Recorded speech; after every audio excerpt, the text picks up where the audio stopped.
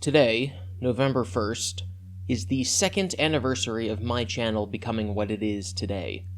I've been on YouTube for 5 or 6 years, but until I made my first Christian video, I had like 14 subscribers. What you are seeing now is a project I worked on over quarantine, and I hope you enjoy it. This last year was weird for everyone. I'm sure you all know that. All creative types believed that if they had unlimited free time, they would get all of their projects done. If only I didn't have to work, I would write all of the books, and make all of the videos, and learn how to play piano, and learn how to draw. I've thought that my whole life, and it turns out I was right. I was so productive over quarantine that it's scary. If you follow my channel, then you know I put out over a dozen Sonichu videos totaling 5.5 hours of my own narration and low-quality animation. I worked on a bunch of other projects and beat like 15 different video games. And now, I have to live with the knowledge that if only I won the lottery or something, I'd be able to live my best life and create all the things I want without having to go to my day job. I know that there are certain people, like my brother and my stepmom for instance, who plan on never retiring because they don't know what they do without work. I know people who were lost without structure during quarantine and it totally threw them off. That wasn't me. I thrived. I don't want to diminish the horror that is the ongoing pandemic, though. I personally haven't lost anyone to COVID, but with the death toll in the hundreds of thousands in America alone, I know it's affecting a lot of people, and it's definitely affecting somebody who's watching this right now. I think everybody went through similar waves of the COVID lockdown. In the beginning, we were all told not to wear masks. Then it turns out the government was lying because they didn't want people to panic and buy up masks like they were buying toilet paper before the hospitals could get them. Now masks are mandatory in stores, and in some places you need them to even be outside. The movie theater that I work at had to close down because of the lockdowns, and that kinda scared me.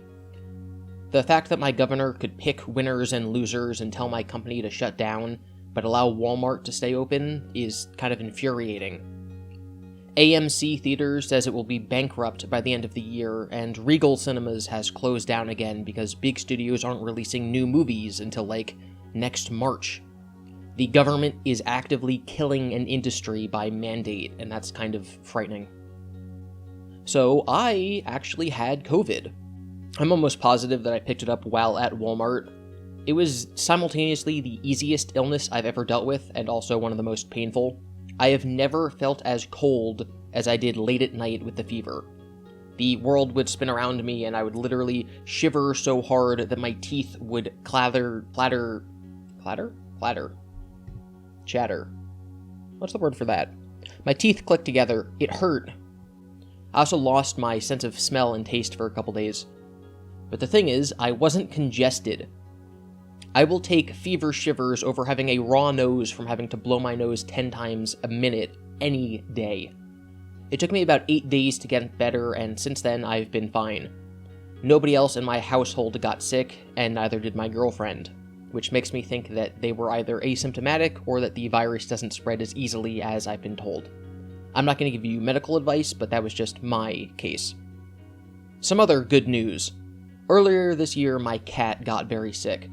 She's 8 years old and was born with a very bad heart, and she randomly stopped eating one day.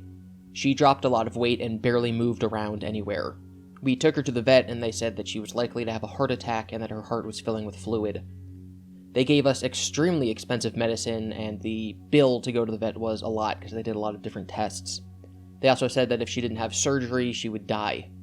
Thankfully, you wonderful people donated and shared the GoFundMe that I set up, and we raised enough to pay the medical bills and for the medicine. There's this one person who told me that they couldn't donate, but they shared it on their Facebook, and them sharing that link alone got 50 people to view the page, and I got donations from them. So even all the people who couldn't help, just sharing it was a lot. The medicine that the vet gave us was meant to remove the fluid from her heart, and it actually did that. It did it so well that the vet was surprised and said that right now she actually would not need the surgery. It's very likely that she will eventually die of her poor heart, but right now she is fine. She is back to her normal self, and we did not need to go through the surgery. You guys helped us get the medicine that saved her life, and now she's thriving, so I literally cannot be more grateful. I started to work on my Sonichu series in February 2019, and I did not finish it until this summer. The process that I do to make a video takes a long time, not because the editing takes a while, but because I do a lot of research, and I like to analyze things deeply. Last year, on my November 1st update video, I talked about a project that I was doing involving Taylor Swift. I am still working on that project. I haven't even put pen to paper on writing a script for that project, because I'm still doing background research, and obviously the complete works of Taylor Swift and her life are longer than Sonichu, so I have literally no idea when I will be finished with that. I recently started a new monthly series called Collect Quest. It started as a series about my journey to collect every Pokemon card, but quickly became nerd collectibles that GiBi buys. I think it's interesting, and I hope that you do too. It gets between 1,000 and 2,000 views every time I post it, so I know that there's some people who like it. Speaking of nerd collectibles that I buy, my friend Suma Breakup's birthday was over quarantine. I hadn't seen him in a few months because of the lockdown, but by the time his birthday rolled around, public parks were open, so we were able to go there as a small group to celebrate.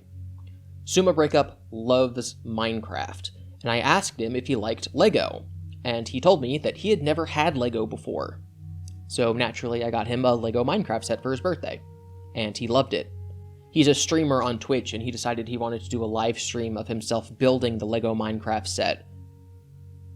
And I realized that that was on brand for my channel too. I got really fast internet over the summer. It was much better than my old 3 megabytes per second download speed that I used to have, because Comcast was offering free upgrades for students who have to go to school over Zoom, and my brother is a student. So I suddenly had the ability to stream, finally. So I launched my streaming career with Pokemon Clover Edition. That's a hacked ROM of Fire Red made by 4chan users, and it's full of memes and offensive humor and stuff, and Chris Chan is in it, as is Liquid Chris, and Sonichu is also in the game. I actually caught Sonichu in a quick ball, which is amazing. So I was doing streams where I was playing Pokemon Clover, and then I decided, because I realized I couldn't really read the chat while I was playing, that I wanted to do more casual streams where I was just talking to people, and that the perfect thing to do while I was talking to people was to build Lego sets, and to do unboxings, and eventually I started doing unboxings of Pokemon cards too, kind of like Critical does on his channel. I like doing those, and there's this solid group of 30 or so people who seem to really enjoy them and tune in every time, so I hope I can do a lot more of those in the future. In early September, all of the movie theater companies in the country got together and basically tried to sue the government. They created guidelines and promised not to compete with each other in dangerous ways. So they promised to only bring back a certain number of employees based on the number of screens that their theater had in order to prevent the spread of COVID. They agreed to follow this rule because if they all didn't agree, then one company would race to bring back as many employees as they could so that they could provide the best experience for their guests, and then people would go to their theater instead of other theaters, but then there would be an arms race to bring back as many employees as they could, and that'd be bad for COVID. So all the different theater companies agreed to limit the amount of employees that they brought back, and then the government said that the theaters could reopen as long as they followed those guidelines. All of that to say, I had less than 24 hours notice that I was returning to my day job, and since then it's been a lot harder to make videos and to stream. I made promises over quarantine that I would be on a few people's podcasts once the lockdown ended, because I would have a non-changing work schedule, so I'd be able to plan in advance when I would be free. Well, now I have an ever-changing work schedule, because I am one of only 6 employees that are working at my job now. My brother also didn't return to college because it was closed down, so now he's home and he has class online, so I wasn't able to do that, and that's also interfering with when I'm able to stream. So that kind of threw a wrench into my plans to be on a couple podcasts, so if you're one of those people who asked me, I'm sorry, but it will eventually happen. I promise you, just not now. I do also plan on lending my voice to a project being made by Twitter user Obsessionite, or Obsessionite, I don't know how to say it, but I don't want to talk too much about other people's projects because I don't want to hype them up. Speaking of hyping up other people's projects, Spirit's book came out back in April, and I read it in 3 days. and I wrote a review, and I've been trying to make a video about it ever since. You know how I said earlier that I wanted to learn how to draw? Well, obviously I like having backgrounds in my videos because they're videos. It's a visual medium. When I covered Sonichu, it was easy. I would put the panel that I was talking about on screen. For a book review, that's a lot harder. So what I decided to do is that I would draw the scenes that I was talking about. I was basically turning his book into a graphic novel. And that's taking a long time, and I'm not good at it. But I promise that when I'm done, it will be worth it. Eventually. So just now, know that it will eventually come. There should be a link to the book on Spurt's Twitter if anyone wants to check it out for themselves. Speaking of Twitter, I hate Twitter. I've been using it a lot less with the election coming up. That's in 2 days from now, and it's going to be the 2 longest days ever. I cannot wait for it to be over. I've said this before, but I will reiterate it here. I am political. I have my beliefs. I am educated. I vote. I volunteer. I do my part. But I cannot stand when someone who I follow for one reason, like they make a comic that I like, or they have a science experiments YouTube channel, or they do Let's Plays, or make Harry Potter theories, or report news on Magic the Gathering, something like that. I can't stand when they put their political opinions in their videos or on their Twitter account. I would never say that they can't have those opinions, or that they're stuck in one lane their whole career. And I can't promise that one day I won't be the next Alex Jones and have a podcast show about how all the politicians are lizard people. But I would never cross that content over with the content on this channel, which is about analyzing stranger-than-fiction true stories like Chris Chan. Those two things don't mix, and I would never subject you to that. If, God willing, my middle-grade novel gets published, I would never go on a book tour and rant about how much I hate my senator to the 6th graders who want a signed copy. I genuinely do not understand why the Avengers are getting together to do a fundraiser for Joe Biden, or why Ice Cube and 50 Cent are tweeting about their support for Donald Trump. I promise you, I will never mix politics into my content unless it's necessary to talk about the topic, like when I had to talk about transgenderism because, Chris is trans. Chris's delusion about Sonichu since COVID started is kind of alarming. I had people leak me information all the time, and it's no secret that I occasionally talk to MKR, who is one of Chris's friends in real life. She told me that Chris is using his possession by Sonichu, and is trying to travel back in time to stop COVID as some sort of coping mechanism for his mortality. She didn't say it like that, but that's what I was able to gather from what she did tell me. Chris is Sonichu so that he, Chris, doesn't have to worry about COVID. Sonichu has to worry about COVID, and Sonichu is a magical hedgehog. The reason that I find that so scary is that Chris retreating into an alternate personality whenever he's confronted with a difficult situation will only get worse as he gets older. He's been Sonichu for over half a year, and he could easily do that for the rest of his life if the situation warranted it. Alright, so let's talk about MKR. Earlier this year, there was drama between MKR and my fellow YouTuber Dylan Thomas. MKR was basically bribing Dylan into being nice to Chris by promising him the same kind of leaks that she gives me and other Chris Chan YouTubers. I can assure you that MKR never made any such deal with me, she just gave me the info because I'm already relatively nice to Chris. Also, the stuff that she leaks me, like the audio that I used for my Jacob videos, don't normally get nearly as many views as my normal Chris Chan updates, so her claim to Dylan that taking the deal would get him lots of money and views was ridiculous. It's just not based in fact. Dylan posted his chat logs with her and basically said that he didn't care and wouldn't change his ways or be bribed, and for that I have mad respect for him.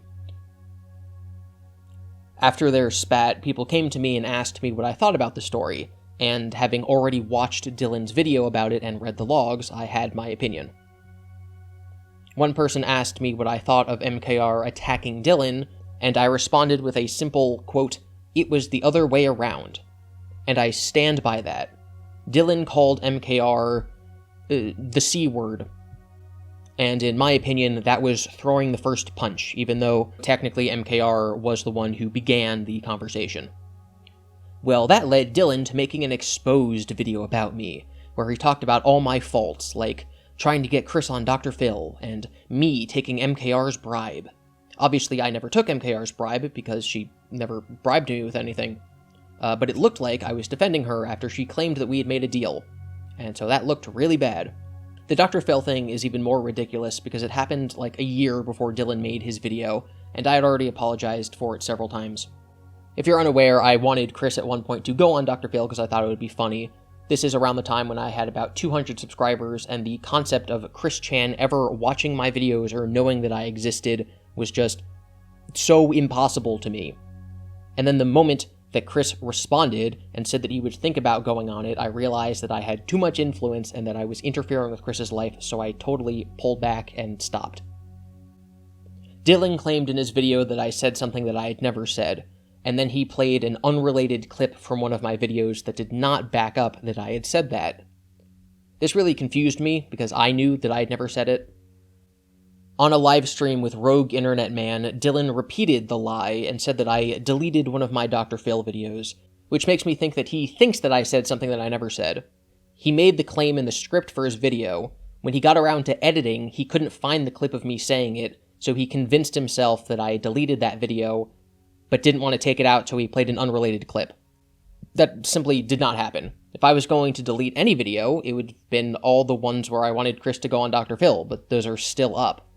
I talked to my followers on Discord about whether or not I should make a video and clear my name and make a response video, but I decided against it because I knew that it would cause drama.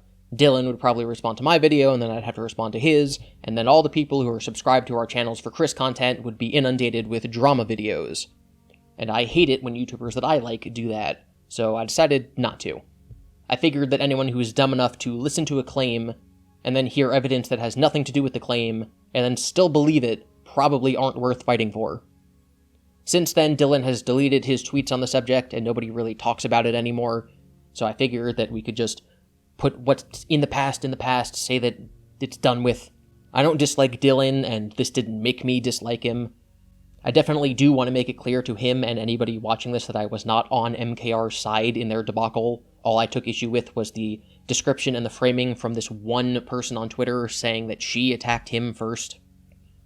Speaking of attacking, Jacob was savage earlier this year. He's calmed down a lot since Chris told him to shove off, but he was threatening to call every movie theater in my state to get me fired. His typical go-to attack is that I make fun of the mentally disabled and the LGBT community. I actually talked to my boss about it when I got back to work after COVID, and he said, "If someone calls and tells me that you mock the disabled, I'll just say, 'I know, that's why we hired him,' and hang up." Jacob's probably not going to like it when I finish my video on his leaked books, but at least now I can move forward assured that he can't get me cancelled. Before the end of the year, I'd like to get out a few more absurds videos, some videos I have on data gathered about Jacob, and my Tulpa video, which is also taking a lot of research. Early next year, I want to make my yearly review of every movie that I saw last year video, which should be a lot easier because almost nothing came out this year. And of course, I will update you on this year's Gavel Goat, which is usually erected around American Thanksgiving.